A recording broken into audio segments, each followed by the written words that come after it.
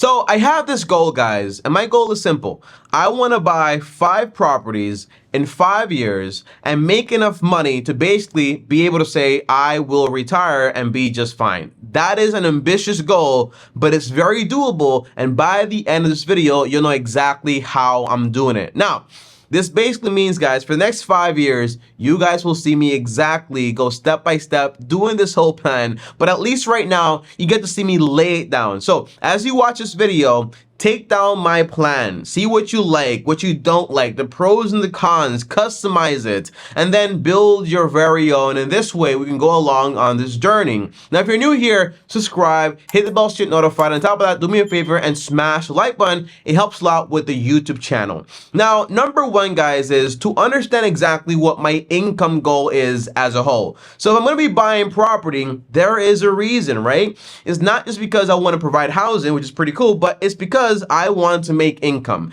Now, I always like to start with the end in mind. Yes, I want 5 properties in 5 years, but why exactly and how much money do I want to actually make? And the answer is, I want to be able to make $2,000 per month net in those 5 years from those properties, or at least that is my overall goal. You might say, Tommy, that doesn't sound like a lot of money, but to me, it is, because I live here in Dominican Republic, and by the way, I don't spend that much money. And by the way, one big thing is, yes, I want $2,000 per month from real estate, but I also want to have also a paid off home. I did have that.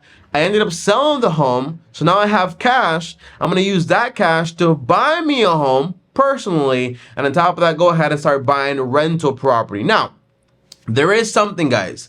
I do have 7 rules that I have to follow as I do this entire plan. And by the way, I recommend right now you pause this video and you ask yourself, hey, how many properties do I want to buy exactly? On top of that, how much income do I want to make per month net?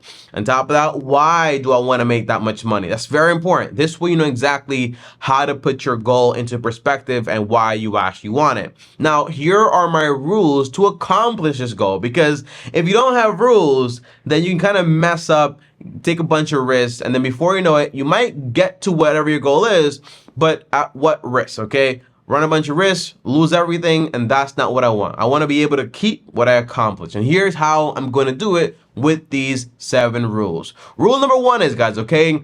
When I purchase a property, in order to purchase the next property, I have to pay off that property first. Meaning, I'm either going to be going on a cash basis, or if I do borrow money, even when it's time to buy property number 2 or number 3, that first property has to be paid off. So you only move along once you're done with one. Meaning, hey, I have 1 year to buy a property, I have 1 year to pay it off, and that is the entire idea. You might say, Tommy, well, that means I have to take on a bunch of money, a bunch of cash. The answer is no. It depends on the market you're actually looking at, okay? I'll tell you more about my budget later in this video. Rule number 2. I'm only allowed to finance about 20 to 50% of the deal. So if I see a property going for $100K and I actually want to buy it, I'm only allowed to borrow between $20,000, which is 20%, or $50,000, which is again 50%. That is my idea, because the whole goal is to be able to pay it off in at least a year, so this way I'm fully done with it, or just pay cash. That is my goal. I don't want to have, like a friend I used to know, he had about, like, I think it was like over 700K or like 1.1 million. It's a lot of money he had like in debt, and he was making like $2,400 a month. And I was like, I don't want to make $2,400 when I'm borrowing so much money and I have this much debt, because it's not my style at all. Plus a lot of risks. If you end up losing or being foreclosed on, it's a headache, and that's really not what you want. Now, rule number 3, guys, is going to be, I want to make a return on my investment, or ROI, of at least 8 to 12% on every single deal. It means I'm not going out there and saying, hey, it's time to buy a property, I'm going to buy this one because it cash flows. No, I want to be able to make a solid return of 8 to 12%. That means, hey, I have an entire year to find one property that makes me 8 to 12%, and I think that's very doable and possible if you know what you're looking for. Rule number 4 is, I'm allowed to use money from my stock portfolio. Not my retirement stock portfolio, but from my normal stock portfolio. Now, here's the idea, guys, okay? Eventually, I do think I'm going to run out of money. So eventually, I have to go ahead and dig into my entire stock portfolio. But the way I'm going to do it is make sure that it actually doesn't, for example, affect my investing. Meaning, I'm going to only take out 4%. That is the rule. So if I have, for example, $100,000 in my stock portfolio, 4% of that is $4,000. If my stocks grow by 8%, meaning they make around 80K a year, I take out 40K, my stocks still go up in value and they keep growing and growing and growing, which is perfect. I'm actually not eating into the capital, which is also very important. That is the idea. But this way, I can diversify that money, put it into real estate, make me more money, and it's a different asset as a whole, but it is still making me money. That is the idea. So I'm allowed to get other people's money as long as that other person in this case is me, or financing up to that limit that I told you about, okay? Now, rule number 5 is I want to buy each deal below market value. That means I want to buy properties where I'm getting a discount of 20 to 50%. Now, this does not mean I'm going to find dilapidated properties where it's just terrible and I'm going to try to fix it up. I don't want to do that. I want to find like turnkey properties or properties that have, for example, some cosmetic issues where if the property around the areas, they're going for around 100K. I want to be able to find one for 80K or 50,000. Is that possible? The answer is yes. You can find those and have a whole year just to find one. That is the idea. So I'm not trying to rush into any deals. I want to find a great deal, not a average deal in a sense. Now, last rule, guys, I think this is the last rule, right? Is that it's a lot of rules, right? But to kind of make sure you know where you're going and how you're heading there. And it's that every single property that I buy has to have at least 3 to 6 months worth of rents as a little fund for it in case anything does go wrong, in case you have vacancies or something like that happens. So if this property costs me 100K and rents are like, for example, $1,000 a month, I want to have 3 months of rent or 6 months of rent. Something goes wrong with the property, I can use that money to fix it, then replenish it, and I can always have that money there in case anything goes wrong. Those are my 7 rules to accomplish this goal. If I can get, for example, now here's some math so you guys actually know how this is going to work and how much money I'm going to need to have invested to get to my goal of $2,000 a month. Now, keep in mind, guys, okay, $2,000 a month right here is basically per year about like $24,000. Now, if my goal is to make 8% of my money, well, if I divide that by 8%, I need to have around $300,000 invested. Now, if it is, for example, at 12%, if I can find properties that basically get me a 12% return a year, well, that goes from being $300,000, it goes from being all the way down to just about $200,000. Meaning, if I invest 200K in real estate that actually makes you 12%, I can get to my goal of 2K per month. If I invest in real estate that gets me 8%, I need about $300,000 to get to $24,000 every single year in passive income. That is my goal, my income goal. Those are my rules, and that's exactly how much cash I need to have invested and how to calculate it. So again, get the annual goal of your income that you actually want to make and divide that by the decimal percentage of what your return is going to be. So if you're going to be making, for example, like 15%, then that's 0.15. If it's going to be 12%, then that's 0.12. I think the way to actually get the number is you just grab the percentage and divide it by 100 and it gives it to you, okay? So if you're bad with decimals, just grab the percentage and divide it by 100 and that's how you basically get it. Now, here's the second factor here. What type of properties am I looking into and what exactly is my budget as a whole? Now, here's what I actually want. I want to find single family homes, condos, multifamily, or even like small apartment complexes as a whole. You might say, Tommy, well, in reality, that's a lot of cash, right? But as a whole, again, it depends on where you're actually looking and how many properties you're going to buy. I'm going to be buying, for example, 5 properties in 5 years. So if you take a look here, looking at $300,000, right? That's my overall investment portfolio that you need, right? So divide it by 5 properties in 5 years. Well, each property has to be about $60,000. Or I could buy 3 properties that cost $100K. I can buy 2 properties that cost $150,000. Okay, that's the idea. But for the most part, my budget is going to be around $60,000 per property. I want to find turnkey properties that have some cosmetic issues, fix them up, and that way I can get some built-in equity automatically, have some profit built into the property, okay? On top of that, how many rooms exactly? I want to find 3 bedroom, 1 bath, and I'm willing to go down to 2 bedroom, 1 bath, but only if it's actually in an amazing location where I can actually get amazing rents that are going to keep coming in no matter what. That is the idea. So I know what I'm looking for.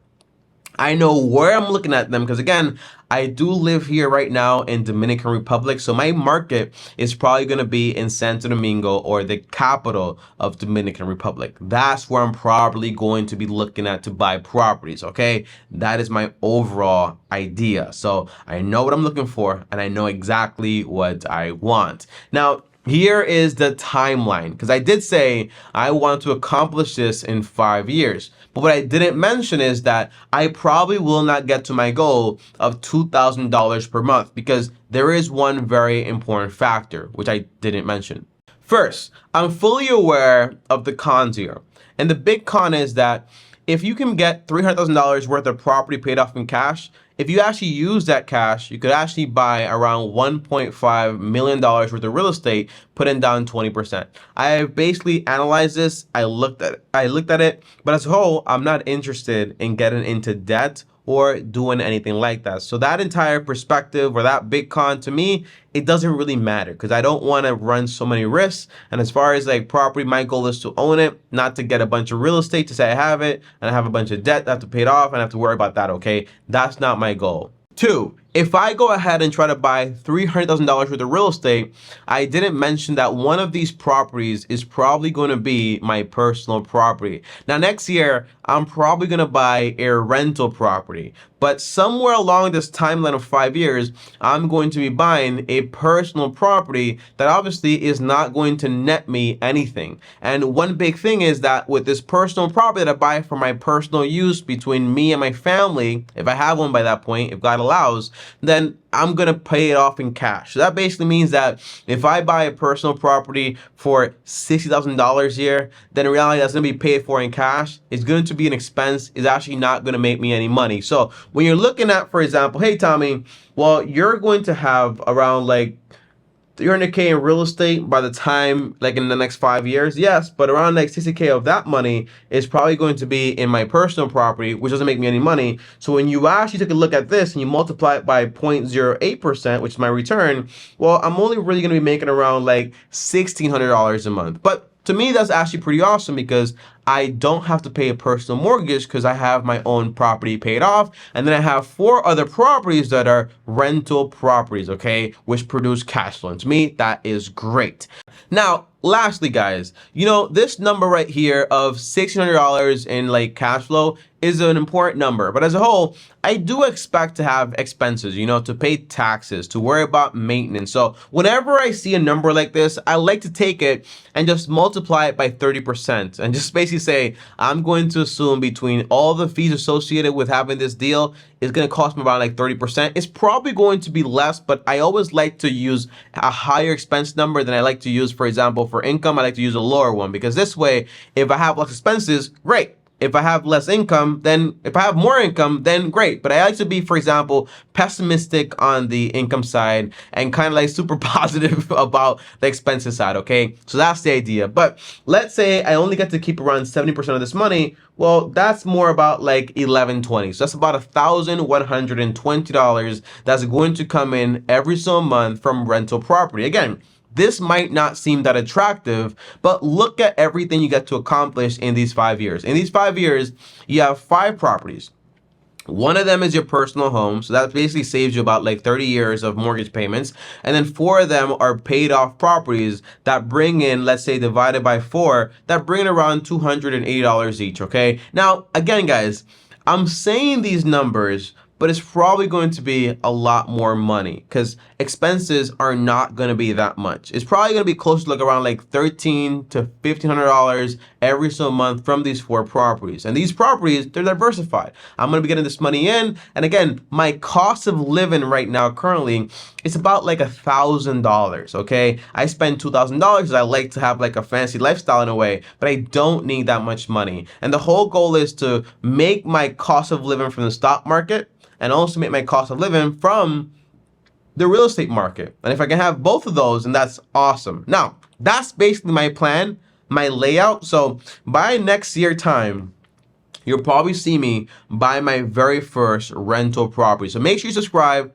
hit the bell so you get notified so you keep up to date, okay? So here's the last thing I want to give you guys and questions I want you to ask yourself if you want to follow along with this entire plan also. Number 1 is, how much cash do you want per month? So that basically means how much income do you want to make? For me, it's about $2,000. If I don't get to that goal in 5 years, I'm fine. I'll just keep building up to it in the next other 5 years or whatever, okay? I'm not in a rush. Now, number 2, how much will you finance, okay? Now, for me personally, I'm all about like, I only want to finance 20 to around 50%.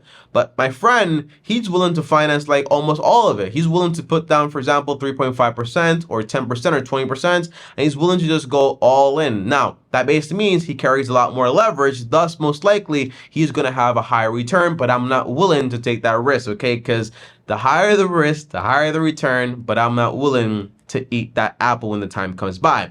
Now, what type of property do you actually want to buy? To say I want to buy real estate is not enough. Most likely with my budget, I'll be looking at condos and also, for example, single family homes here. And by the way, condos here, what I like about them so much is that condos here aren't restricted like they are in the US, where you got a condo, you got to worry about, for example, this big this big fee every month you got to pay for the whole thing. On top of that, you're restricted to rent to other people, whatever. Got to be very careful with that. But no, over here it's like you buy your place, it's yours. Yeah, you might pay a maintenance fee every month, but it's not going to be that high whatsoever. That is the idea. Now, number 4 is, what are your rules? Know what your rules are. I don't want to use that much debt. I don't want to have to do this and that. Make sure you know your rules and your boundaries. Boundaries are there to help you and keep you on track, okay?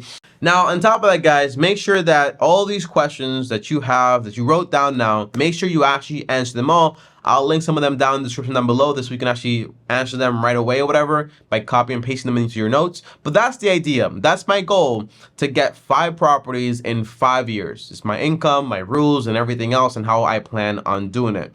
And that's basically it, guys. Thanks for watching. Comment down below any questions. Up here is another video. Over here is my face. As always, Long Term Team officially out.